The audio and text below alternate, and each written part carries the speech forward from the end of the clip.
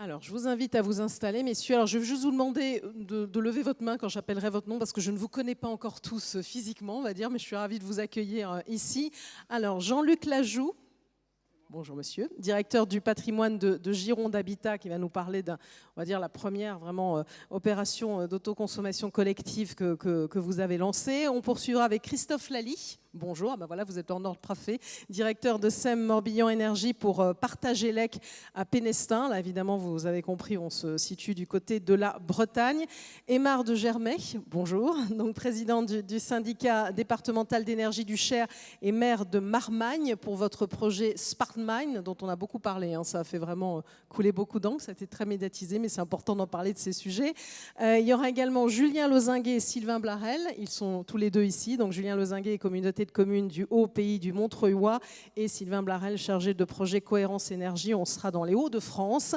Et enfin, après, on va redescendre dans le sud avec André Perrotin, Sagittaire, et pour le village Saint-Roch d'Aix-la-Durane. Alors, avant de commencer à détailler tous vos projets d'autoconsommation collective, je vais vous proposer de vous présenter en image, cette fois-ci, un projet d'autoconsommation individuelle, mais qui illustre bien finalement tous ces sujets. On va le voir avec la maison de champagne Drapier, qui est située dans l'Aube, à Urville. Alors, on parlait tout à l'heure de Climaction avec Christelle Weller, il y a un instant. C'est un très bon exemple. Et on va voir évidemment tous les atouts de l'autoconsommation en images, si je lance tout ça correctement. Je l'espère bien. Alors, attendez, ça part? Non, ça part pas. Elle est où la vidéo? Sur les aléas du direct. Ah non, normalement, il y a une vidéo introductive. Là, c'est la présentation suivante. Voilà, c'est parfait. Je peux la lancer? C'est formidable.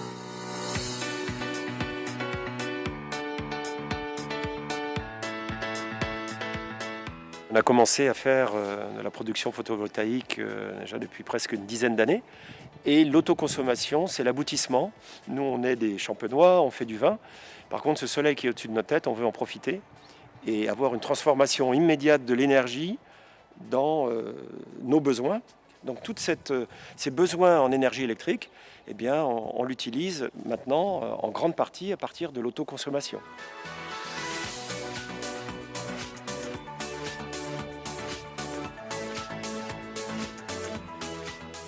L'écologie, c'est probablement la première motivation chez nous. On voit d'année en année les effets du réchauffement climatique, les vendanges de plus en plus précoces, des acidités un peu plus faibles dans les vins, des concentrations en sucre plus importantes. Donc on voit, nous, au quotidien, ce qu'est le réchauffement climatique.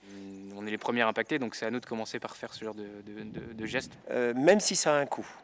Alors maintenant, évidemment, on souhaite quand même alléger notre facture énergétique. On est assez agréablement surpris de voir les factures baisser. On ne l'a vu que sur un mois pour l'instant, c'est assez récent. Mais on a baissé notre facture d'à peu près 60%.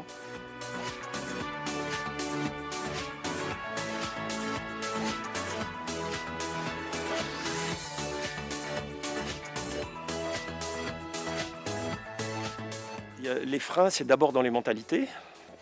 Le solaire, oui, on n'est pas sûr. Les panneaux photovoltaïques, c'est pas écolo parce qu'il faut les fabriquer, il faut les recycler. Donc il y a un frein un peu psychologique. Il y a ensuite un frein administratif. C'est compliqué. Les autorisations de raccordement, les PTF, tout ça, ça prend du temps. Il faut vraiment que l'administration locale, régionale ou même nationale nous suivent. Après, la deuxième contrainte, je dirais qu'elle est plutôt technique. On attend beaucoup de la recherche et des avancées techniques pour le stockage de l'énergie. On se rend compte que depuis qu'on l'a mis en route, donc là en été, sur le mois de mai, juin, juillet en cours, on ne consomme pas la totalité de ce qu'on pourrait produire. La journée, on produit trop d'énergie, on pourrait le stocker pour l'utiliser la nuit. Et puis, financièrement, ça reste un très gros investissement. En tout cas, moi, je ne regrette pas du tout de l'avoir fait. Parce que nos toits sont inutiles, ils sont exposés au soleil, ils ne servent à rien. Là, ils reçoivent l'énergie, nous la transformons. Donc, encore une fois, c'est bon pour la planète, c'est bon pour nous et c'est bon pour la comptabilité de l'entreprise.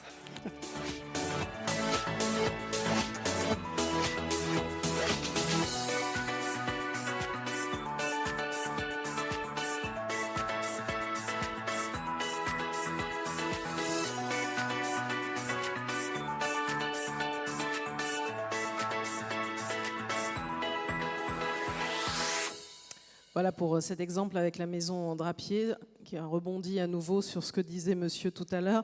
On parlait de la complexité administrative à nouveau. Je crois que ça va revenir en fil rouge, si on peut dire, dans cette journée. Alors, on va commencer ces retours d'expérience d'autoconsommateurs en allant du côté de Bordeaux avec vous, Jean-Luc Lajoux, donc directeur du patrimoine de Gironde Habitat, pour un projet qui concerne la résidence Les Souffleurs. Finalement, on parlait aussi de bailleurs sociaux tout à l'heure et des enjeux de précarité. C'est celui que vous allez illustrer à présent en nous disant un petit peu plus sur ce projet.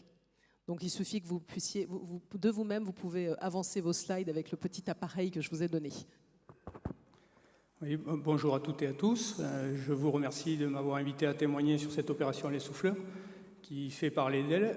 Il y a encore un article où elle figure dans le Moniteur du 31 août à ce sujet.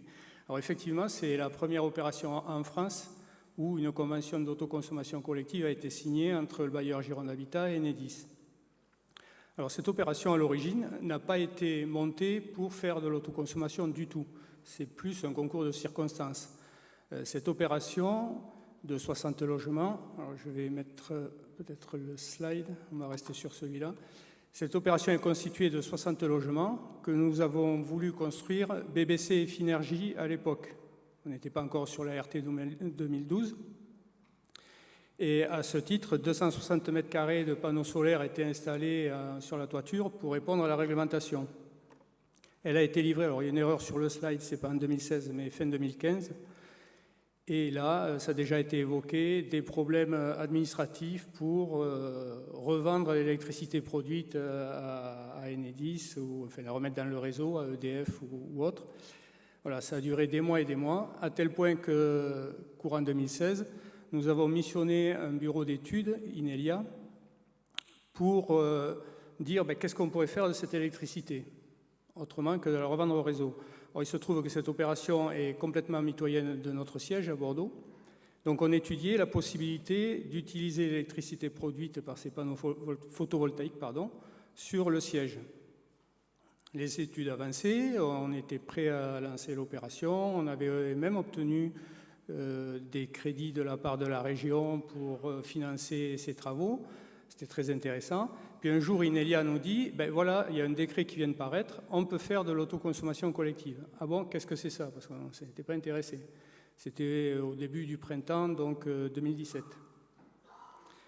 Donc ils nous ont expliqué, ils nous ont dit, on fait partie d'un groupement qui est chargé de mener à bien le projet Rexauto. Alors le projet Rexauto, c'est un projet lancé par la région Nouvelle-Aquitaine qui vise à regarder ce qui se passe en matière d'autoconsommation sur un délai de 2 ans environ.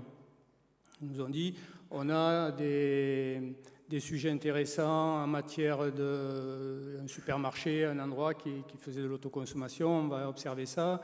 Dans une autre commune, c'est la station d'épuration où ils ont fait des installations, on va surveiller ça aussi. On n'a pas de logement. Est-ce que ça vous intéresse de partir avec nous? On a dit banco. Donc on a intégré ce projet Rexauto de la région, soutenu également par l'Europe. Ce qui fait qu'en décembre 2017, on a été capable de signer, début décembre, de signer la convention avec Enedis pour développer le principe d'autoconsommation sur le bâtiment. Alors, ça a été mis à feu, la surveillance, enfin, le début des travaux ont été mis à feu début 2018. Nous menons l'expérimentation en 2 phases. Une première phase qui s'est déroulée, donc les 6 premiers mois. On a décidé de mettre dans la personne morale, parce que ça n'a pas encore été évoqué, ces termes-là, je pense que ça vous parle aux uns et aux autres. Uniquement Gironde Habitat, quelque part. Gironde Habitat, producteur d'énergie, avec les panneaux photovoltaïques, et Gironde Habitat, consommateur, avec les comptages qui sont sur les communs. Sur la résidence, il y a également un bureau occupé par Gironde Habitat qu'on a mis aussi dans la personne morale. Et dans une deuxième phase que nous avons commencé à dérouler à partir de l'été, nous voyons comment intégrer les locataires dans la personne morale. Voilà. Alors, qu'est-ce qu'on a pu voir? Ce qui n'est pas évident. Ce qui n'est pas évident. Il faut le soulever parce que je crois que cette question de la personne morale, elle va revenir de toute façon, régulière dans vos présentations et votre Je vais y revenir rapidement. Donc les 6 premiers mois ont permis de valider des clés de répartition qui ont été évaluées par Inelia et les différents membres du groupement Rexauto pour tout ce qui était des communs, et ça marchait bien. Par exemple, en janvier, 74% de l'électricité produite a été consommée dans les communs. Aujourd'hui, en été, on est plutôt complètement à l'inverse. Les communs ne consomment que 24%, en gros une vingtaine de pourcents de l'électricité produite. Donc il y en a 80 qui repartent dans le réseau aujourd'hui avec les clés de répartition que nous avons. D'accord. Tout l'enjeu d'un projet d'autoconsommation collective, c'est essayer de consommer le maximum d'électricité, voire toute l'électricité sur place.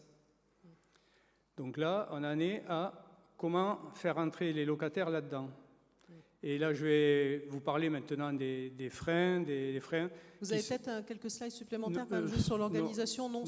Ça vous suffit. Vous pouvez parler librement. Oui. Alors juste les avancer peut-être un peu, comme ça vous passerez au suivant même rapidement. Enfin, je ferai avancer à la fin. On fait ça souplement, comme on dit. Bon, ce qu'on a pu vérifier à travers ce projet et pour les 6-8 mois qui se sont déroulés, c'est que tout ce qui est technique que je qualifierais de hardware, ça fonctionne. Les raccordements, les panneaux produisent, les compteurs Linky permettent de mesurer combien d'électricité est produite. Enedis répartit cette électricité produite suivant les clés de répartition que l'on a données. Tout fonctionne de ce côté-là. Tous les freins viennent, ça a déjà été évoqué, des côtés plutôt que je qualifierais d'administratifs, ce qui a déjà été évoqué, avec 2 directions. Un administratif réglementaire, que je qualifierais de réglementaire, je vais le développer, puis juridique. Réglementaire, pourquoi? Parce qu'aujourd'hui, il y a plusieurs points. Aujourd'hui, on sait dans un logement alimenté en électricité, on sait combien consomme le logement à la journée, sans problème et avec pas mal d'exactitude. En matière d'autoconsommation collective, on nous demande de regarder ce qui se passe au pas de 30 minutes. C'est compliqué. Tout à l'heure, j'ai entendu qu'il était envisagé une économie pour les locataires de 100 € par an sur leur facture. Je ne m'aventure pas du tout à donner des chiffres. Pas du tout. Parce que si un logement... Aujourd'hui, on produit l'électricité au moment, quelque part, où le logement en a le moins besoin, quoi. Dans la journée, il est fréquent que les familles ne soient pas là, elles sont au travail ou autre. Voilà, qu'est-ce qui consomme de l'électricité en permanence dans la journée? On ne sait pas trop. Donc la phase d'expérimentation actuelle, c'est d'obtenir l'agrément des locataires pour qu'on ait accès à leur courbe de consommation et pour pouvoir imaginer des clés de répartition les plus adéquates possibles. Donc faire évoluer aussi la consommation des locataires et les mettre finalement dans votre démarche, quoi. Comment? Faire évoluer aussi la consommation voilà. des locataires et voilà. vous intégrer dans la démarche. Alors ça, c'est un autre aspect que l'on veut travailler, que l'on travaillera dans un deuxième temps. Il faudra sûrement discuter avec eux de comment faire évoluer leur comportement pour que l'électricité soit consommée au moment où elle est produite. Alors, il y a des solutions sûrement techniques. On peut essayer de faire en sorte que les chauffe-eau, les cumulus fonctionnent au moment où il fait soleil plutôt que d'attendre les tarifs réduits de nuit. Mais il y a aussi des comportements humains. Pourquoi pas imaginer que le matin, on regarde la météo, on sait qu'il va faire soleil, et je mets en route ma machine à laver à midi ou 14h plutôt que de la mettre en marche à 22h. Voilà. C'est ce type de sujet que l'on veut travailler aussi. Bon, il y a les coûts qui ont été évoqués aussi dans la matinée, dans les freins réglementaires. Le coût, il ne faudrait pas nous, ce qu'on souhaite faire quand nous lançons des expérimentations comme ça, c'est que le locataire soit gagnant. Donc il ne faudrait pas que les taxes, l'entretien de l'installation, etc., qu'on sera obligé de refacturer de toute façon, il faudra que ce soit en adéquation avec ceux qui peuvent gagner, quoi. À l'heure actuelle, il n'est pas gagnant. À l'heure actuelle. On ne sait pas. On ne savait pas encore. Vous ne pouvez pas estimer si c'est gagnant. On ne sait pas.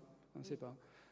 Aujourd'hui, nous faisons, puisque nous sommes contraints par la réglementation, quand on construit des logements, nous installons des chauffe-eau thermodynamiques. Bon, on est à peu près certain que l'économie que peut procurer un chauffe-eau thermodynamique à un ménage en matière de kilowattheure, il est dépensé en entretien derrière. Donc pour le locataire, c'est zéro. Ça nous permet de répondre à une réglementation, mais c'est tout, quoi. Donc on essaie d'être attentif à tous ces aspects-là. Et les côtés juridiques, alors, qui nous posent problème, c'est comment faire entrer les locataires dans cette personne morale. Les services juridiques travaillent activement là-dessus. On en est à essayer de voir s'il ne faut pas monter des associations, alors quel type, comment. Les locataires vont être là, ils ne vont plus être là, ils vont vouloir à des moments participer. Aujourd'hui, on a obtenu l'accord de 25% d'une quinzaine de locataires sur les 60. D'autres vont venir, d'autres vont déménager, des nouveaux vont arriver. Comment on va faire de tout ça? Là, c'est encore un peu le flou pour nous. Voilà les freins et en quelques mots assez rapides, ce que je peux dire de cette expérimentation que nous menons. Oui, puis de toute façon, on pourrait réagir aussi sur les commentaires des uns et des autres, mais on comprend que voilà, votre première opération d'autoconsommation collective, la complexité que vous avez pu rencontrer, et puis bon, encore un retour d'expérience qui est tout frais, sur lequel c'est compliqué évidemment d'avoir beaucoup de recul. On va poursuivre. Ben voilà, on est pile sur la slide, c'est parfait. Avec Christophe Lally qui est à vos côtés, directeur de SEM Morbihan Énergie. Donc pour partager l'EC à Pénestin. Là, sont des dates encore plus fraîches, on va dire, une inauguration pour fin mars, début avril, et puis une date importante, le 11 août pour vous, avec ces consommateurs, on peut dire, qui sont entrés en action. Alors, présentez-nous ce projet. Oui, bonjour à tous et merci pour l'invitation et je suis très heureux d'être présent aujourd'hui. Oui, il faut se rapprocher. Voilà, c'est mieux. Excusez-moi. Donc effectivement, le projet Partager l'EC, c'est un projet qui a vu le jour concrètement en mars 2018 avec la mise en service de cette installation, donc avec dans un premier temps une vente totale d'électricité puisque le temps que l'ensemble des démarches administratives aboutissent, on a réellement commencé l'opération d'autoconsommation collective à partir du mois d'août. Donc là, on va arriver mi-septembre avec la première phase de comptage qui va être réalisée par Enedis, le gestionnaire du réseau de distribution. Mais ce que je vous propose, c'est effectivement de revenir sur toutes les phases amont et voir, au vu de ces premiers mois passés, de ces premières étapes, les points positifs et les freins. Ça a été cité à plusieurs reprises, mais les freins concrets que nous avons pu rencontrer et en espérant qu'on puisse les lever, en tout cas assouplir ces freins-là. Donc rapidement, les dates, vous les avez citées. Je pense qu'il y a deux éléments importants. C'est la décision des élus du syndicat d'énergie du Morbihan de vouloir s'investir sur le dossier. Pour information, on a un bâtiment, un siège social qui produit de l'électricité renouvelable avec une centrale photovoltaïque de 130 kg qui fait de l'autoconsommation. On a une dizaine de véhicules électriques. On est en train de tester la décharge des batteries de véhicules électriques pour réinjecter sur le réseau, soutenir le réseau en période de pointe. Et il y a un an maintenant, on a installé une station de production hydrogène dont l'hydrogène est produit, l'électrolyseur fonctionne avec le surplus de production électrique et on a un véhicule qui roule à l'hydrogène aujourd'hui. Donc je vous invite à venir le voir si toutefois vous passez un jour en Bretagne Sud et dans le secteur de Vannes. Mais ça permettait aussi aux élus de pouvoir s'acculturer avec le photovoltaïque puisque après le moratoire de 2009-2010, beaucoup de personnes et notamment des élus du syndicat ont pris peur avec cette notion de photovoltaïque. Le deuxième élément, c'est bien évidemment la loi de février 2017 sur l'autoconsommation collective, puisqu'on avait, nous, identifié un certain nombre de projets en termes de développement photovoltaïque, mais plutôt en production et injection totale. Et finalement, cette loi a ouvert beaucoup d'opportunités, d'où l'idée, et avec le concours finalement de la municipalité de Pénétin, donc une équipe municipale et un maire très volontaires pour expérimenter, puisqu'on est bien dans un cadre expérimental, cette démarche de projet auquel ont été également associés le syndicat d'énergie voisin de Loire-Atlantique, qui est cofinanceur de l'opération, la communauté d'agglomération et l'ADEME et l'agence de l'eau. Et bien évidemment, l'agence de l'eau, n'importe quoi, l'ADEME et la région Pays de la Loire et Bretagne. Bien évidemment, Enedis a également été associé, puisque effectivement gestionnaire du réseau sur le territoire. Et puis le dernier élément, c'est effectivement la signature de la convention d'autoconsommation collective. Et dans quelques jours, on devra avoir un premier retour sur cette consommation. Vous l'aviez juste en images peut-être avant, non? C'est pas ce projet envoyé quand on voyait Partage Elec dans le premier, Voilà. quand même, pour pouvoir Donc, présenter qu'il y a quand même 13 consommateurs et Voilà, partenaires et comment ça fonctionne. Rapidement, donc effectivement, alors on est sur une petite centrale de 40 kg. On voulait initialement installer un 80 kg puisque la toiture s'y prêtait. Le seul inconvénient, c'est qu'il y avait nécessité de renforcer le réseau et c'était un billet de 25 000 euros. Donc pour mener une expérimentation, on a préféré rester sur la limite des 40 kg qui nous évitait d'avoir à renforcer. Dès le départ, on savait qu'effectivement l'association des consommateurs était un élément indispensable et la position du président du syndicat a été, donc Jobron, a été de dire vous ne paierez pas l'électricité plus chère dans les 20 ans à venir que vous ne le payez aujourd'hui. Donc ils ont été sécurisés, ce qui fait que les 13 que vous voyez là, d'emblée, ont donné leur agrément pour qu'on puisse accéder à leurs données de consommation, à leur profil de consommation et se sont engagés dans cette démarche. Alors c'est quand même une organisation qui est relativement complexe. Effectivement, on parlait de personnes morales organisatrices. Nous, on a fait le choix de partir sur une association type loi 1901 qui offre une certaine souplesse. Néanmoins, on doit regrouper effectivement l'ensemble des consommateurs, le producteur, et on a fait le parti d'élargir les partenaires du projet bureau d'études, collectivité dans le dispositif.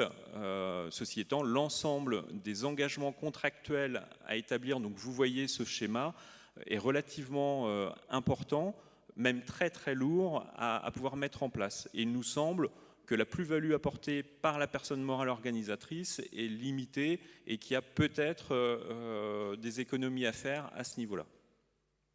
Économie administrative, bien évidemment. On y met beaucoup d'énergie, apparemment, d'après ce que dit votre voisin qui cherche à créer une association aussi, c'est loin d'être évident, quoi. Ah oui, c'est pas simple, et mine de rien, même si on est sur un statut associatif, il n'empêche que ça génère des coûts, des garanties, un formalisme à respecter, l'organisation d'un certain nombre de réunions, de bureaux, de conseils, d'associations, et ça reste une opération relativement complexe d'un point de vue administratif. Rassurez-vous, Bruxelles va passer là-dessus. Je rebondissais tout à l'heure sur la directive. Poursuivez. On y compte bien. Je vous ai juste mis un graphique sur l'estimation du coût de production de l'électron. Donc il est formalisé par la couleur bleue. On est parti sur le prix d'un électron du réseau. On a matérialisé ce que ça donne en termes de coût de production. Donc vous voyez l'investissement, on est à moins d'1 € du watt-crête en termes d'investissement aujourd'hui. On a provisionné ou estimé des coûts de fonctionnement, prenant en compte les assurances, contrats d'entretien maintenance, provision sur un renouvellement d'onduleurs. Et du coup, on arrive aujourd'hui à un coût qui est aux alentours de 8,50 €, 8,5 centimes du kilowattheure. Si on n'avait effectivement pas de fiscalité complémentaire, on est très compétitif. Si on rajoute la fiscalité locale, bon, on est à l'équilibre. Si on vient rajouter effectivement le TURP, on est supérieur. Voilà. Bon, ça c'est un tarif qui est hors subvention. On a bénéficié, je disais tout à l'heure, d'un cofinancement par le syndicat d'énergie de Loire-Atlantique, et le préfet du Morbihan nous a également accompagnés au travers d'une enveloppe spécifique projet innovant. Donc on sera en dessous de ce prix-là, mais il n'empêche que réellement, si on veut demain développer des projets qui économiquement tiennent la route, le sujet, j'y reviens, du TURP et de la fiscalité locale se pose concrètement. Donc quelques retours d'expérience sur cette opération.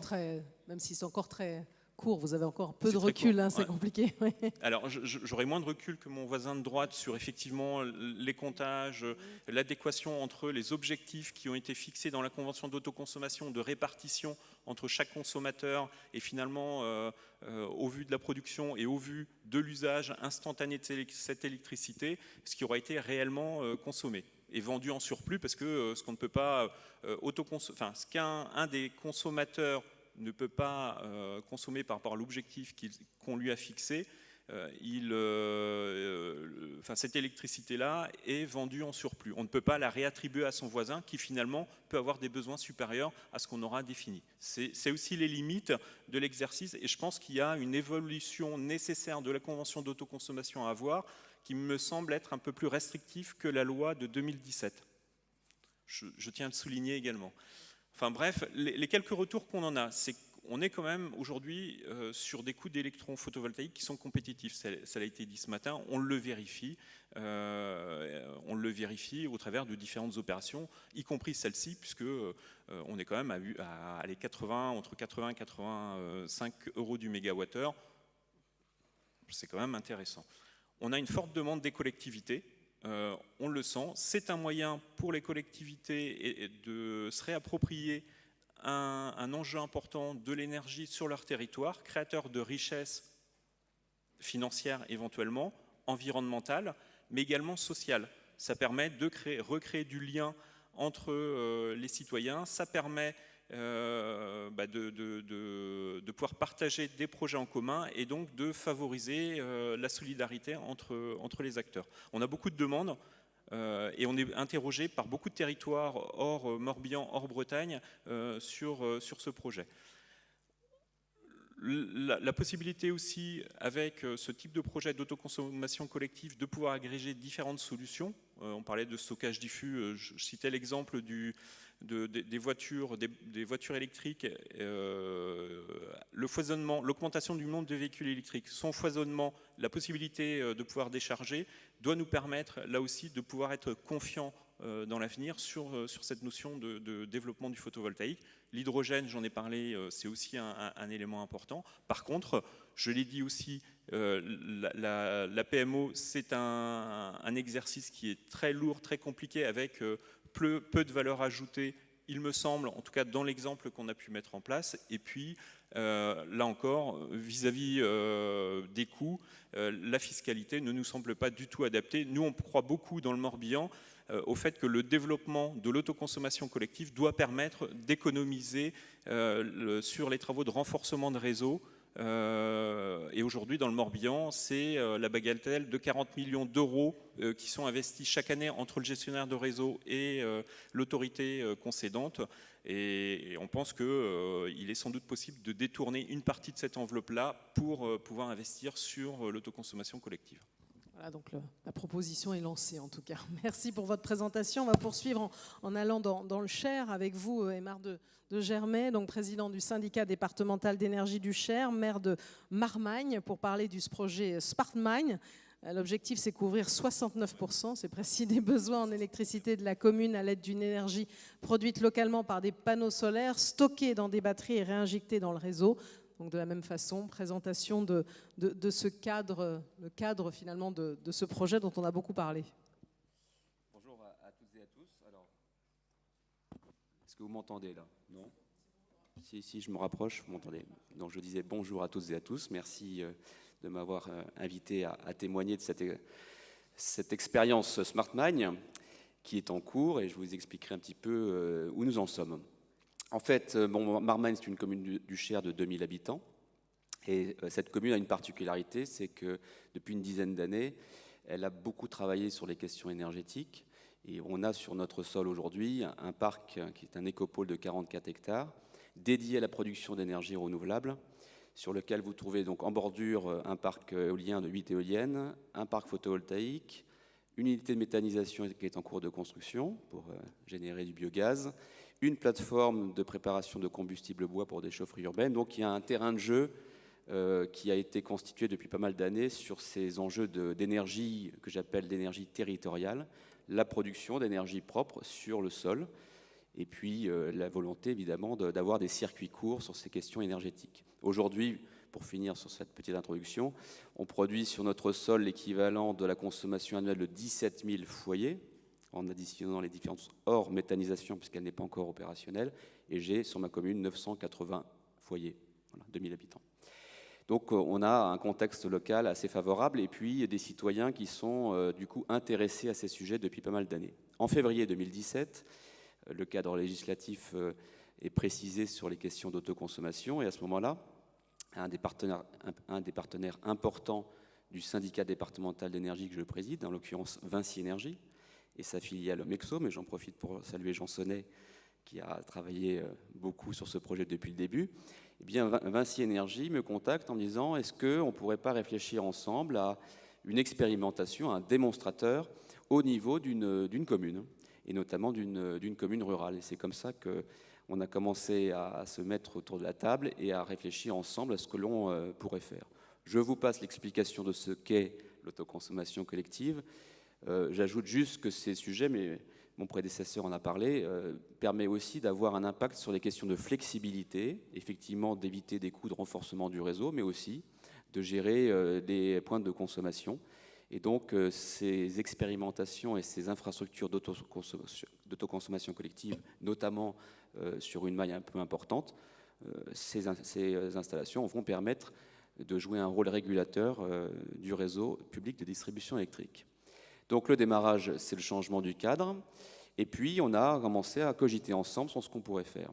J'ai la chance d'avoir une commune sur laquelle les bâtiments publics sont regroupés en gros sur un carré, l'essentiel des bâtiments publics, ce qui évidemment simplifie les choses, notamment pour relier les bâtiments entre eux et mettre en place plus sereinement une infrastructure. Et puis j'ai aussi une chance, je ne sais pas si c'est une chance, mais je n'ai pas de bâtiment classé sur ma commune, ce qui est aussi un atout pour mener ce genre de projet. Donc on a commencé à réfléchir sur un modèle et on a rédigé une première copie qu'on a adressée dans le cadre d'un appel à projet national lancé par le ministère de la Transition écologique et solidaire qui s'appelle toujours les démonstrateurs industriels pour la ville durable. Et puis ce modèle qu'on avait posé sur le papier a été labellisé en juillet 2017. Nous avons été lauréats de cet appel à projet. Et seul projet rural. Et oui, et le petit, je dis souvent le petit pousset du lot, c'est-à-dire un projet en ruralité sur une commune de 2000 habitants. Et puis après, on a poursuivi évidemment la réflexion avec notamment des discussions approfondies avec Enedis, et qui n'ont pas toujours été faciles, pour faire valider notre modèle. On est arrivé au bout de 2 mois et demi, 3 mois de discussion à faire valider par Enedis que ce modèle-là, que nous avions imaginé pour SmartMine, était conforme au texte. Puisqu'auparavant, pour être très clair, tous les bâtiments publics avaient un compteur relié au réseau, etc. Et que là, le modèle SmartMine, c'est un compteur qui fait le soutirage et l'injection. Bon, donc ça posait évidemment un certain nombre de questions à Enedis. Et puis, on a réussi non seulement à se mettre d'accord, mais ils ont accepté d'être partenaires de l'expérimentation. Donc, vous voyez, finalement, ça s'est bien les choses ont passé été très positives. Donc, je ne reviens pas sur le choix de la commune, au-delà à la fois de l'antériorité, parce que c'est toujours des questions compliquées aussi à gérer avec les habitants, mais au-delà de l'antériorité de Marmagne sur ces questions énergétiques, il y avait aussi une facilité donc, de configuration de commune. Et puis enfin, étant le président du syndicat d'énergie et le maire de la commune, évidemment, ça a permis de fluidifier les discussions et de faire avancer le projet. Alors, en novembre 2017, vous en avez parlé, on a fait une présentation à la presse de ce projet. Il y a eu, c'est vrai, des retombées assez importantes. Et ça nous a permis, nous, pourquoi on a fait cette présentation, d'abord pour faire parler de l'autoconsommation collective et pour dire qu'il se passait des choses non seulement dans les pôles urbains, mais aussi en ruralité. Et j'ai coutume de dire que c'est dans la ruralité que ces projets-là peuvent être plus faciles à mettre en œuvre par rapport à la complexité du tissu urbain. Et puis c'était l'occasion, en présentant ce projet, d'attiser l'intérêt des financeurs, parce que derrière, il y a un budget important et il y a besoin d'être accompagné. Ça a été un long cheminement, évidemment, de rassembler les financements. Il s'est achevé en juin 2018 avec un tour de table complet. Vous verrez, il y a une diapo qui présente le budget. C'est un budget d'1 380 000 €. Et vous verrez tous les financeurs qui nous ont rejoints sur cette opération. Et depuis juin, on est dans une phase, et ça rebondit sur un certain nombre de choses que j'ai entendues, de mise au point. Parce qu'on s'était dit, une fois qu'on a les financements, une fois que le projet technique est bâti, c'est open. Et finalement, la phase liée à l'exploitation et la phase liée aussi à la mise au point juridique de l'exploitation est une phase finalement assez complexe. Donc on en est aujourd'hui ici, sur cette phase-là. On travaille notamment sur l'outil qui va permettre d'exploiter l'infrastructure. Donc l'infrastructure, elle va être commandée, financée par la commune elle-même en direct. Et cette infrastructure va être mise à disposition, alors c'est aujourd'hui où nous en sommes, d'une CEMOP. Et cette CEMOP sera chargée de l'exploitation de l'installation. Et puis, effectivement, après, il faudra créer l'association des autoconsommateurs. J'imagine que cette mise au point technique et juridique entraîne des coûts supplémentaires. Des coûts supplémentaires que nous avions intégrés, mais des complexités, par contre, que nous n'avions pas tout à fait envisagées. Mais on est en train d'avancer. Et finalement, on ne prend pas trop de retard, puisque l'objectif, c'est de lancer les travaux au cours du premier trimestre 2019. Donc on est, je dirais, dans un déroulé d'opérations assez conforme à notre planning. Mais donc vous êtes optimiste sur ce premier trimestre 2019 ? Aujourd'hui, je le suis. Aujourd'hui, je le suis. Alors, en clair, de quoi parle-t-on ? On parle d'installer sur les toitures des bâtiments publics 817 panneaux. Vous avez, je ne les prends pas en détail, mais les chiffres, vous les avez qui s'affichent. Et l'idée, c'est évidemment de gérer finalement trois choses. Première chose, c'est l'autoconsommation individuelle, parce que l'objectif pour la commune, c'est quand même, au-delà du projet environnemental, de réduire ou tout au moins de maîtriser sa facture énergétique, parce que c'est un enjeu, les frais de fonctionnement des collectivités. Donc l'autoconsommation individuelle. La mise en place d'une capacité de stockage, et j'en reparlerai tout à l'heure, qui va permettre justement de réguler au fur et à mesure et d'arbitrer entre la production et ce qu'on en fait. L'autoconsommation collective, puisqu'à partir du point d'injection sur le réseau public, on va pouvoir toucher aujourd'hui les 61 foyers éligibles, c'est-à-dire ceux qui sont raccordés au même poste de transformation que celui sur lequel on injecte, même si j'entends que le périmètre pourrait être agrandi. Et puis les services de flexibilité, donc, que j'ai évoqué rapidement tout à l'heure, c'est-à-dire la communication permanente avec Enedis pour soit cesser d'injecter parce qu'on a une difficulté sur le réseau, parce qu'on peut créer du déséquilibre, soit gérer les pics de consommation. Cette infrastructure va permettre d'alimenter à la fois notre bâti public, une borne de recharge de véhicules électriques, mais aussi d'alimenter l'éclairage public de centre-ville. C'est-à-dire que, très clairement, par exemple, l'été, une bonne partie de l'année, l'éclairage public va être totalement, en fait, cette alimentation va être totalement gérée par SmartMine. Donc, finalement, donc vous avez à peu près tout ce que je vous ai dit qui s'affiche, 78 points lumineux pour l'éclairage public. Aujourd'hui, finalement, ce système nous permettra, nous, communes, d'être autonomes à hauteur de 70%. Donc on continuera néanmoins d'acheter à notre fournisseur d'électricité de l'énergie, puisqu'on ne peut pas arriver à produire l'essentiel de nos besoins. Et puis évidemment, il y a le décalage entre ce qu'on produit et les moments où se présente le besoin. On peut envisager de monter ce pourcentage, oui, puis atteindre progressivement 100%. Notamment, c'est ce que nous faisons depuis plusieurs années avec des travaux déjà sur l'efficacité énergétique des bâtiments publics, c'est-à-dire revoir, nous, nos consommations. Alors, dans le système que je vous ai présenté, finalement, elle est où l'innovation ? Il y a une innovation, finalement, je dirais, réglementaire et juridique, c'est-à-dire de tester sur une commune, donc c'est un petit peu différent de ce que vous avez pu exposer, sur une commune, avec donc différents publics, à la fois la commune elle-même, mais ses voisins, mais aussi les automobilistes qui roulent en véhicule électrique, et puis Enedis, de tester donc cette innovation législative. Deuxième chose, c'est une innovation sociétale. Et ça, j'y crois beaucoup. C'est ce que j'appelle, moi, l'énergie territoriale, la capacité que nous avons à produire de l'énergie sur les territoires et finalement, dans un système de circuit court, à la distribuer et à la consommer sur place. Et puis, en termes de technologie, finalement, c'est des panneaux photovoltaïques, des câblages, des batteries. Et l'innovation, ça va être sur l'intelligence, finalement, et le logiciel, le parti Smart, qui va gérer SmartMine et qui va le gérer à la fois en réactif, c'est-à-dire je produis, qu'est-ce que je fais, mais aussi en anticipation. Comment ?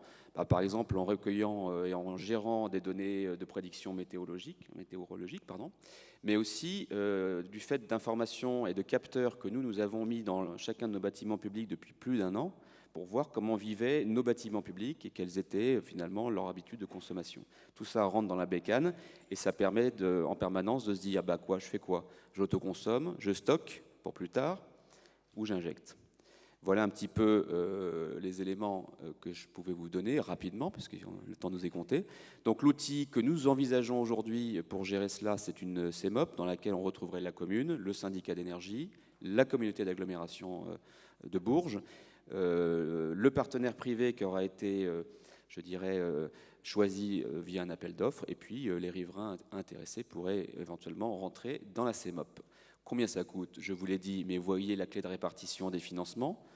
Donc c'est un projet lourd qui intègre beaucoup de frais de développement, mais aussi beaucoup, vous l'avez dit vous-même, de frais juridiques et de bureaux d'études qui nous ont accompagnés dans un système qui est quand même relativement complexe. Pas techniquement, mais sur la partie administrative et juridique. Voilà, j'ai essayé de faire court. Donc vous voyez que c'est un projet qui arrive maintenant dans une phase quasi opérationnelle. Mais comme ce que vous avez évoqué, mes prédécesseurs ont évoqué, quelque chose qui reste complexe, et je rejoins monsieur aussi, qui est installateur et qui a évoqué ça, on reste quand même dans un domaine très lourd, très complexe, et voilà, il faut vraiment et qui coûte cher, défricher. On l'avait montré aussi, qui coûte cher, il faut défricher, exactement. Absolument, défricher. Alors on va poursuivre, et puis de toute façon, vous pourrez les uns et les autres après, parce que vous avez finalement des problématiques qui se rejoignent, échanger. Dans les Hauts-de-France, cette fois-ci, ils sont 2 pour nous en parler, ils sont venus en force, Julien Lozinguet et Sylvain Barrel. Donc Julien Lozinguet, vous êtes de la communauté de communes du Haut-Pays du Montreuilois, et à vos côtés, Sylvain Barrel, donc chargé de projet Cohérence Énergie. Je commence par vous, Julien Lozinguet, pour parler aussi, reposer le cadre et parler aussi de l'histoire énergétique de cette communauté de communes. Pardon, Bonjour à tous et inversé à entre toutes. les deux.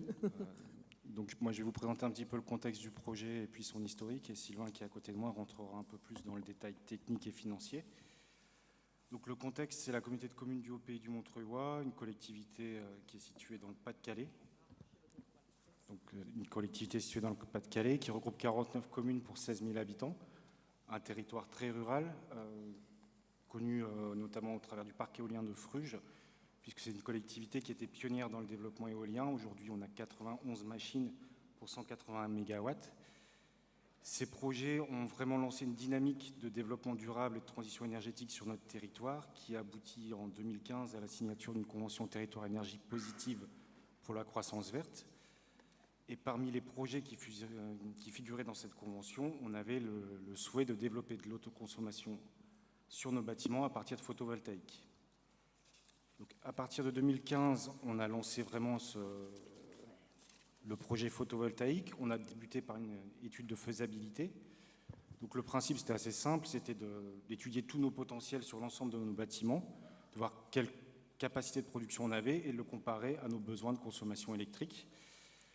Ça aboutit à une analyse et un scénario de développement et de mise en œuvre qui prévoyait l'installation de 4 toitures pour la production et le raccordement de plusieurs bâtiments, donc 6 bâtiments au total, avec la création de micro-réseaux privés.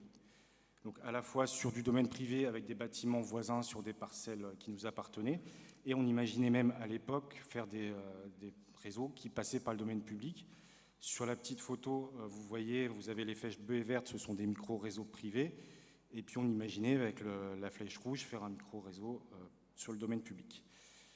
Entre-temps est intervenue une fusion intercommunale, donc le projet a été mis un petit peu à l'arrêt, le temps au nouvel exécutif de s'approprier un petit peu tout ça. Et puis la volonté a été de poursuivre et même d'accélérer sur ce projet. Donc sur ce scénario, on a dû faire certains choix, notamment au niveau des raccordements de bâtiments. Le micro-réseau sur le domaine public devenait vraiment trop compliqué et trop fastidieux à monter par rapport à l'ensemble du projet. Donc en janvier 2018, donc cette année, on a lancé l'installation de 4 toitures photovoltaïques pour une puissance totale de 228 kW crête qui permettait d'alimenter donc 5 de nos bâtiments avec notamment des bornes de recharge pour les véhicules électriques, et pour une surface totale d'à peu près 1300 mètres carrés. Donc là, c'est pour la présentation globalement du contexte et du projet. Alors, ce projet d'autoconsommation collective fut particulièrement Sylvain Blarel. Oui, bonjour. Donc, je prends la suite de Julien en tant que bureau d'études Cohérence Énergie, où on accompagne la collectivité depuis 2016. Donc, le projet en lui-même, voilà, en globalité, donc les 228 kW crête qui ont été installés sur les 4 toitures. Donc ça a été notamment, vous voyez les 4 toitures qui ont été réalisées, avec 2 installations en autoconsommation individuelle pure, une installation où il est mutualisé sur 2 points de livraison, c'est-à-dire avec un réseau privé. Donc on a ça consiste à faire deux producteurs en autoconsommation individuelle. Et enfin, une opération d'autoconsommation collective qui est sur le cybercentre, 33 kg, la 3e photo en partant du haut. Donc voilà, ce projet à l'initial avec la collectivité, c'était de faire de l'autoconsommation individuelle, mais au fur et à mesure des discussions, on a pu déterminer, en partenariat avec Enedis, avec le service réseau électrique intelligent qui nous a accompagnés, de définir sur le cybercentre une opportunité d'autoconsommation collective. Puisque ce bâtiment-là était relié sur le même réseau basse tension avec la crèche qui était juste à côté et la maison de la santé 100 mètres plus loin. Voilà, donc voilà un peu pour l'histoire, comment on en est arrivé à faire de l'autoconsommation collective, quoi. Alors, si on zoome sur ce qui nous intéresse aujourd'hui, l'autoconsommation collective, donc sur le cybercentre, donc le bâtiment, pour bien être clair, il appartient à la collectivité. 33 kg donc, ont été posés sur les toitures. Comme je vous expliquais tout à l'heure, on a cette production alimente 3 bâtiments. 2 bâtiments sont raccordés en Linky et un bâtiment sont raccordés sur un compteur PME-PMI. Et l'excédent de cette énergie d'autoconsommation collective, il faut un exutoire, c'est l'opérateur Enercop Hauts-de-France qui a été choisi. Voilà sur la description du projet. Sur la partie modèle économique, donc on a essayé de définir les grandes lignes du modèle économique sur un projet qui est atypique, je le redis bien. On est sous l'influence d'une subvention TEPCV qui tronque énormément les chiffres. Sans la subvention TEPCV, on aurait été sur un mégawattheure de l'ordre de 70 € du mégawattheure. Donc c'est un coût de production calculé sur 20 ans. Alors qu'avec la subvention TEPCV, on le fait dégringoler à 20 € du mégawattheure, ce qui est très, très bénéfique pour le modèle. Et donc sur le graphique, j'ai illustré les scénarios avec le premier histogramme où c'est le coût d'approvisionnement sur le réseau, avec en bleu, le bleu tout en bas, l'électron, le TURP, ensuite donc le TURP, la CSPE, les taxes et bien sûr la TVA. Donc on arrive à une fourniture sur le réseau, pour ce cas particulier, de 113 € du mégawattheure. Quand on va chercher les électrons de l'autoconsommation collective, avec la subvention de TEPCV, en prenant donc les 20 € par mégawatt, on arrive sur ce même schéma présenté juste avant, donc le deuxième histogramme, à 1 mégawattheure acheminé à 72 € du mégawattheure. Sans la subvention, c'est le dernier histogramme, on serait arrivé à 120 € du mégawattheure. Ça montre bien que, là aussi, on rejoint pas mal ce qui a été dit avant, il y a un souci pour pouvoir se dire, si on reste dans le modèle, là on est dans un cas particulier, mais sans subvention, économiquement, c'est pas possible. C'est pas possible. Et il y a aussi une particularité, parce que vous pouvez faire rêver vos petits camarades, vous n'avez pas de personne morale obligée?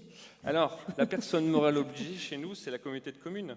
La communauté de communes qui elle, est producteur et consommateur en même temps. Donc on a résumé ça de manière simple. Et pour cette question-là, ça n'a pas été un frein pour nous. Mais voilà, j'entends bien tout ce qui se dit par ailleurs. Voilà. Les perspectives, je peux te laisser terminer sur les perspectives, c'est plus politique. Pour nous, l'autoconsommation collective, ça a été un moyen déjà de réaliser le projet qu'on souhaitait au départ, puisqu'on n'a plus besoin de créer de micro-réseaux et on a utilisé le réseau public. Donc c'est vrai que c'est une vraie opportunité, on a pu aller au bout de la démarche. Aujourd'hui, on va se laisser le temps, les installations viennent juste d'être mises en service, donc on va regarder un petit peu comment ça fonctionne, quels sont les retours au niveau des factures et au niveau des usages. La volonté, c'est aussi de travailler sur l'optimisation de notre autoconsommation. Il y a encore des travaux à faire au sein des bâtiments à ce niveau-là. Et puis avec les annonces qui ont été faites par M. Lecornu cette année, nous, avec les installations qu'on a fait, aujourd'hui, on peut étendre cette convention sur 3 producteurs et 8 consommateurs. Potentiellement, on peut vraiment aller au bout de l'autoconsommation collective. On attend de voir un petit peu comment va évoluer la réglementation à ce niveau-là. Et donc de faire évoluer les 33 kg à 204 kg sans aucun investissement supplémentaire, puisque c'est en fonctionnement. Exactement. Bon, merci pour cette présentation. On va terminer ce tour de France. Comme je disais, on va passer du nord au sud. On va avec André Perrotin, président de Sagittaire, pour le village Saint-Roch d'Aix-la-Durane. Là, c'est un projet qui n'a pas encore vu le jour. Normalement, c'est pour le début de l'année prochaine. Et la particularité, là, on est dans un projet 100% privé. Donc, de la même façon, nous présenter le contexte. Oui, bonjour. Alors, je ne sais pas si on m'entend. Oui, c'est vrai. Alors, nous avons une vision un peu différente puisque nous ne souhaitons pas produire notre énergie comme le fait mes collègues, mais nous souhaitons plutôt apporter une solution aux porteurs de projets qui, eux, vont produire leur énergie. Donc, dans un premier temps, on s'est aperçu que les gros problèmes qu'il y avait dans l'autoconsommation collective, c'était des freins techniques et administratifs qui, à mon avis, vont rebuter fortement les porteurs de projets, car c'est en réalité pas le problème économique a priori qui pose le plus de problèmes, mais c'est vraiment toute la complexité technique et administrative, car il ne faut pas oublier que dans un deuxième temps, une fois que le programme est lancé, il va falloir le gérer, il va falloir assumer les changements de locataires, leurs ambitions, les besoins qui évoluent, et donc toute cette énergie, qu'est-ce qu'on va en faire avec un pas qui est fixé par Linky toutes les 30 minutes, où on a finalement les données qui nous sont données à la fin du mois, ce qui change tout. Parce que notre objectif, nous, c'est d'utiliser une blockchain qui va en temps réel connaître la production des clients, la consommation totale, et nous permettre ainsi, avec des outils adaptés, de faire démarrer certains appareils électriques chez nos clients, avec leur accord bien évidemment. Car évidemment, si on sait à la fin du mois que le lundi 15 août, il n'y a personne qui a consommé ou pas assez consommé l'après-midi, si on a la main sur cette production et sur la consommation, bien évidemment, on va pouvoir assez facilement faire démarrer des appareils à distance pour compenser cette production. Dans le cadre du lotissement de Aix-en-Provence, nous allons aussi mettre 2 bornes électriques pour les véhicules électriques, pour 2 raisons. Inciter des locataires et propriétaires à acheter des véhicules électriques, parce que nous pensons que c'est un déversoir, on appelle ça véhicule to grid, pour permettre la surproduction d'aller dans ces véhicules électriques si besoin. L'objectif pour nous, c'est d'arriver à 0 en termes de non-consommation de la production et la faire évoluer dans le temps. Donc, pour la présenter, oui. Vous avez quelques slides pour la présenter? Oui. Quand Alors, même. je suis pas le placé aussi pour en images. Mais... Il suffit d'appuyer, je crois. Voilà. Là, donc le voilà contexte, un peu le lotissement. C'est 100 logements. Alors l'avantage qu'il a ce lotissement, c'est qu'il est, je dirais, il n'est pas en vertical, mais il est plutôt en horizontal. Donc on a énormément de place pour mettre des panneaux solaires. Les toitures n'appartiennent pas aux personnes individuelles, mais appartiennent à la copropriété. Donc on peut faire a priori, avec l'accord des locataires, des propriétaires, ce qu'on veut sur les toitures. Et comme vous pouvez le voir, c'est un site qui est sur 2 hectares avec beaucoup de verdure, avec des parkings.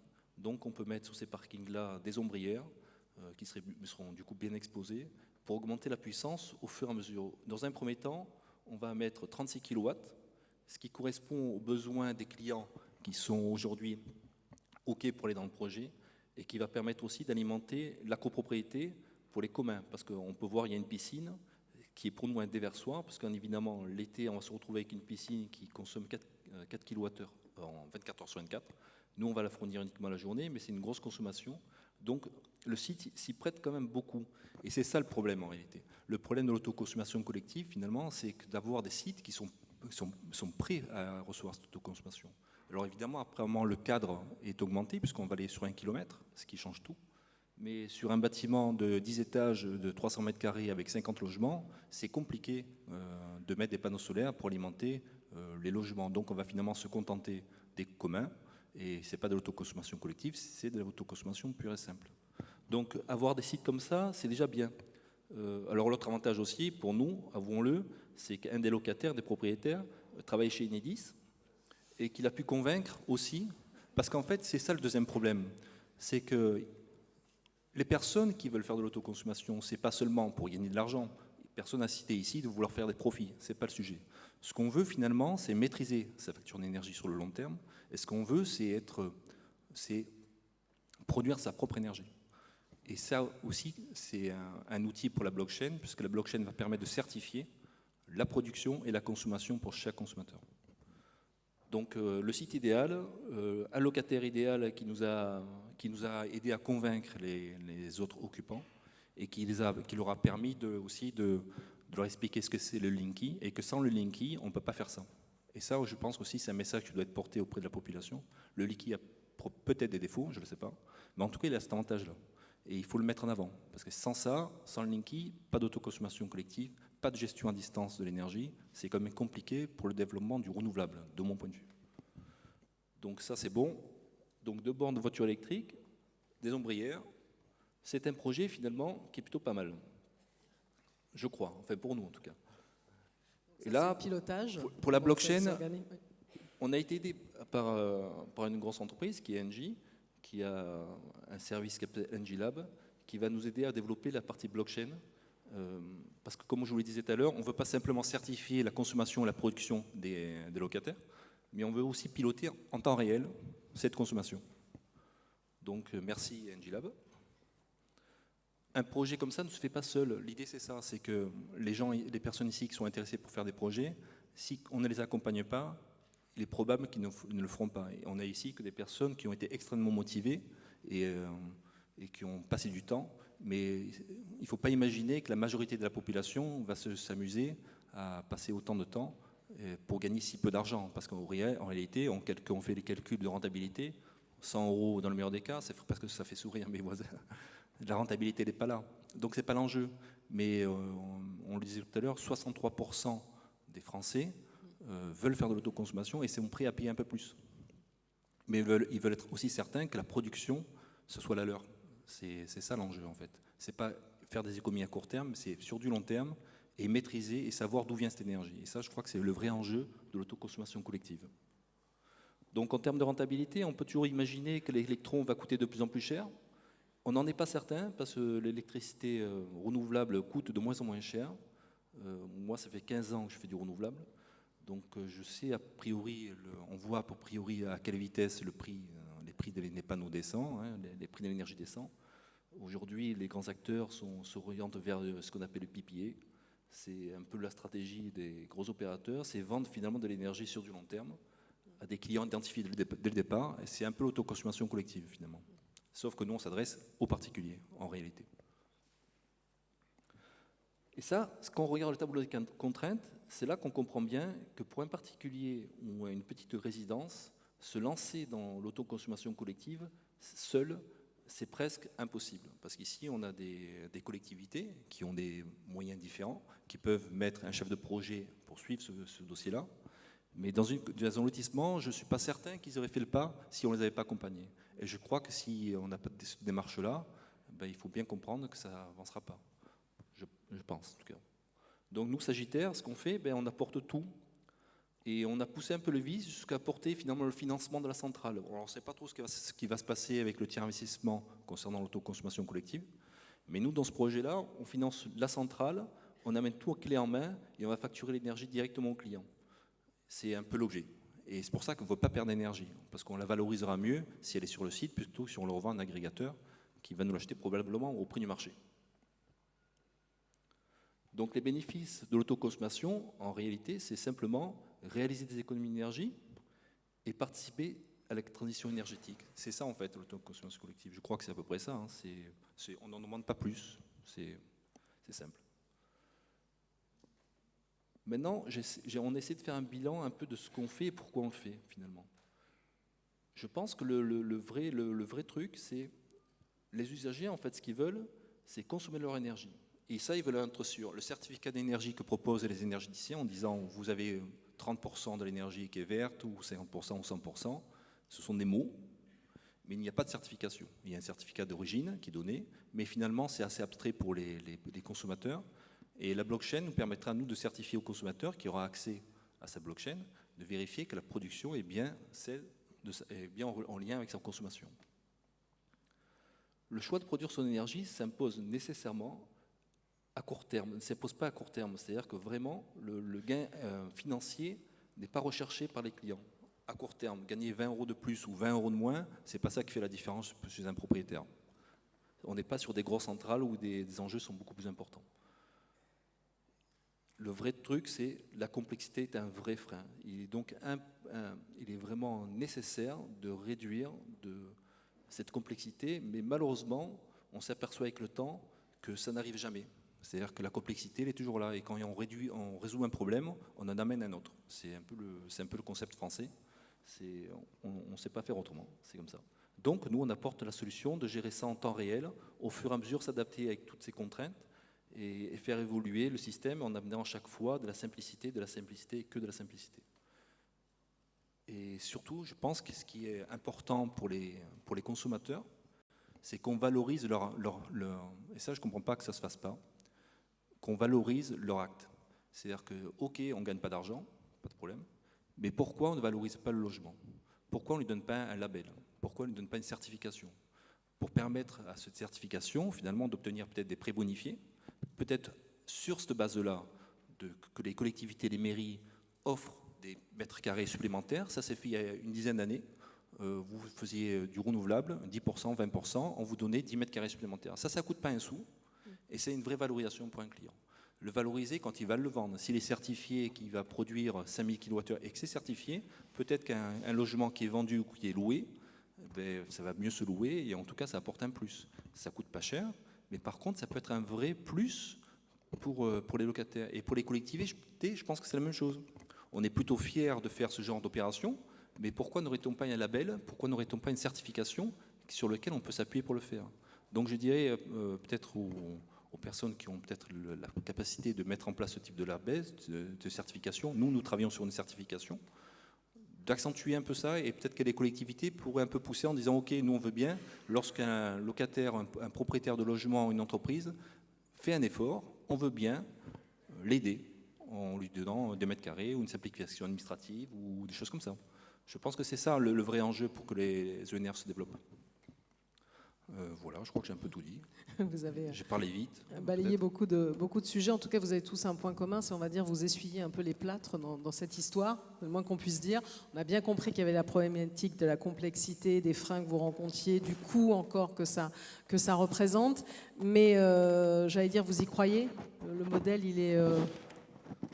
il va être solide, Moi, en tout cas, ce que je peux dire, pour finir, c'est qu'on est en retard sur les autres pays, peut-être, mais comme les Français sont assez audacieux, et ils arrivent à faire des choses que personne n'a fait avant, je me dis que finalement, peut-être, plutôt que d'être des suiveurs, on pourrait être des leaders. Et ça, c'est dépend finalement que de nous, avec un peu d'audace et un peu de nouveauté, quoi. Donc moi, je suis plutôt audacieux, plutôt optimiste. Je rebondis. En l'allumant, je pense, non? Il est pas allumé?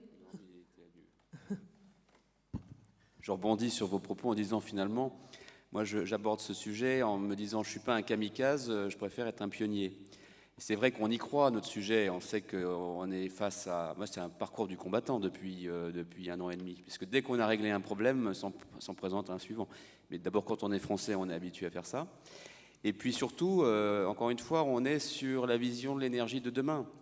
Oui, pour être clair, le modèle économique, enfin, je veux dire, tout le monde l'a dit. Aujourd'hui, tout le monde l'a dit. Le modèle économique, il n'y est pas encore. C'est-à-dire que vous avez bien vu mon tableau de financement. Bon, celui qui a bien regardé a vu que la commune qui va récupérer cette installation a mis 2% du montant global de l'opération. C'est une belle affaire. Mais ce que je veux dire, c'est qu'aujourd'hui, on assume, en tant que décideur politique dans nos territoires, de dire qu'on n'est pas sur un modèle économique viable tel qu'il est. On est en train de défricher le terrain, de monter des démonstrateurs qui vont permettre, j'espère, non seulement de faire évoluer les esprits, et aussi la réglementation, pour aboutir à quelque chose de sain. Mais finalement, c'est exactement la même chose qui s'est passée sur les toitures photovoltaïques classiques, c'est-à-dire avec finalement une subvention publique extrêmement forte via le tarif de rachat, enfin public, payé par les consommateurs, mais ça a été exactement la même chose. Donc on est dans ce système où il faut poser des jalons, il faut qu'il y ait des démonstrateurs, et puis ensuite je pense qu'on va aller vers un modèle qui aura à la fois un intérêt bien sûr environnemental, mais un intérêt financier. Sauf la livre et rebondir. Oui, je réagis également à la question. En fait, je pense qu'on n'est pas loin de changer de paradigme du réseau électrique français. Ça a été dit dans les propos introductifs, enfin, ou en tout cas dans la première table ronde, où le système de production centralisé et les réseaux de transport et de distribution, je crois beaucoup à cette notion d'autoconsommation collective, à cette réappropriation finalement de l'énergie comme qui devient un peu comme l'eau, un bien universel. On ne peut plus s'en passer finalement d'énergie, on en a besoin pour tous les usages. Et le fait qu'aujourd'hui les collectivités, enfin quand je dis les collectivités, ce sont les citoyens, les entreprises, les élus et les services administratifs, se réapproprient ce sujet de dire je suis demain en capacité à produire sur mon territoire et à faire en sorte que cette électricité-là soit utilisée sur mon territoire, va générer une création de richesse, mais je l'ai dit tout à l'heure, mais pas seulement financière, pas uniquement financière, mais surtout sociale et environnementale. Et moi, je prends le pari que d'ici 10 ans ou 15 ans, alors si on arrive à lever les freins qui sont évoqués à tout bout de chemin, mais si on arrive à lever les freins, à mon avis, d'ici 10 ans ou 15 ans, on aura une part relativement importante de projets d'autoconsommation collective qui vont faire en sorte que le schéma actuel, le système actuel va être complètement bouleversé, voire même remis en cause. Oui, je crois au photovoltaïque, oui, effectivement. Alors, notre problématique dans le logement social n'est pas tout à fait la même que les autres. Nous ne recherchons pas un modèle économique forcément, une rentabilité, puisque nous sommes obligés de faire des installations pour construire des bâtiments qui répondent à la réglementation. Donc, de toute façon, l'installation, on doit la faire. C'est le cas sur le projet des souffleurs, par exemple, où nous allons vendre, entre guillemets, l'électron aux locataires à 0 centime. Ils ne paieront que l'entretien de l'installation. Et les taxes, les fameuses taxes. Voilà. Donc, oui, j'y crois. Et ça va permettre, je suis sûr que ça va permettre d'initier des évolutions dans les comportements des personnes. Tout à l'heure, M. Joffre disait qu'on va sûrement consommer plus. Oui, peut-être. Chaque fois qu'on installe des systèmes qui génèrent des économies, que ce soit des économies d'eau, des économies électriques ou autres, on s'aperçoit il y a quelque chose qui est appelé d'ailleurs l'effet rebond. Toutes les économies potentielles ne sont pas faites par ceux qui utilisent les systèmes. Il y a une partie qui part en confort. Voilà. Bon, mais petit à petit, on va y arriver, parce qu'aujourd'hui, le prix de l'électricité, il est ce qu'il est. Demain, que va-t-il être ? Et je crois qu'aujourd'hui, ce qui nous freine, ça a été dit maintes fois, c'est essentiellement des freins administratifs, et on est juste en train de prendre du retard. C'est ce qu'a expliqué M. Joffre ce matin. Je suis assez d'accord avec lui. Merci à vous tous, en tout cas, pour vos témoignages qui donnent envie d'avancer, même si ce n'est pas évident en tout cas. Et puis de toute façon, vous pourrez échanger avec les uns et les autres tout à l'heure au moment du déjeuner, hein, évidemment, puisque vous êtes toujours là pour échanger. Merci à vous six, on peut vous applaudir pour votre témoignage. Merci beaucoup.